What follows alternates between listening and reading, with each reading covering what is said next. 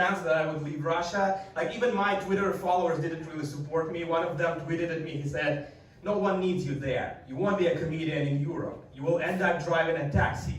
And I was like, "Oh yeah? Take that, haters. I don't know how to drive." I'm good with comebacks, so yeah, and I've been looking for a new place to live ever since, and I did a show in Montenegro, and after the show, local guys come up to me and they're like, "How do you like our country?" And I have a problem, I don't really share my feelings. I usually have to read really long inner monologues, and then I share just my conclusion, and I think it's a...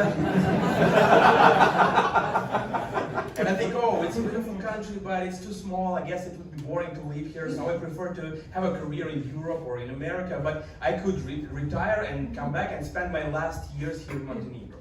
That's what I thought. What I said was, I would like to die in Montenegro. I guess it was my last show there. But that's how my brain works and how like my family's brains work. Because one day my grandma called me and she said, "You are the last living man in our family. Everybody else is dead. You are our only hope." Okay, happy birthday. And that's how it works, and we're all unhappy all the time. Like a couple years ago, I was on the subway still in Russia, and it was the Christmas time, and my wife texted me, she's like, "What do you want for Christmas?" And I don't want anything, because I've never gotten anything in my childhood, so I stopped wanting things at some point, because it's too painful to not get anything. So I don't want anything, but my wife insists, she's like, "Choose something, I want to make you happier." So I opened my Google app and I typed in Christmas gifts idea for a husband.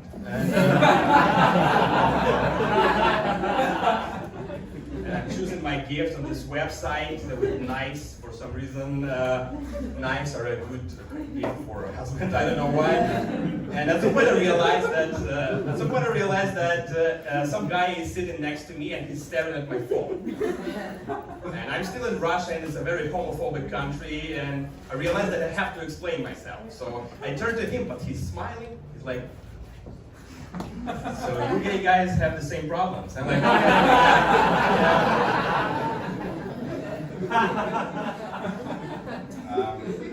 I moved to Berlin last October, and I really liked it here in October because I'm clinically depressed.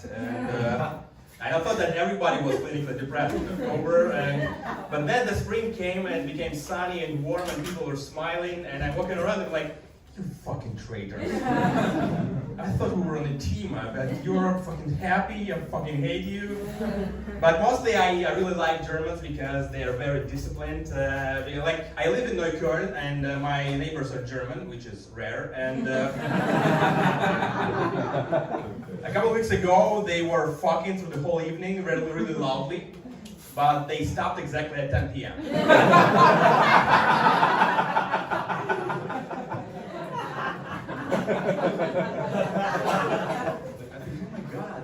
Did they plan it? Did they discuss it throughout their sex? Like, "Hey, honey, we gotta come by 10 p.m. now." And I've been learning German. I don't have the time or the energy to go to some school, so I learned German on Duolingo. And some people say that you can't actually use phrases learned on Duolingo in real life because they're too abstract. But I do use them in real life. Because sometimes if I'm with a German official and he only speaks German to me, I use a phrase from Duolingo. I say, "Ich bin eine Biene," which means I am a bee. And the official thinks I am an idiot. And he switches to English, and he speaks really slowly.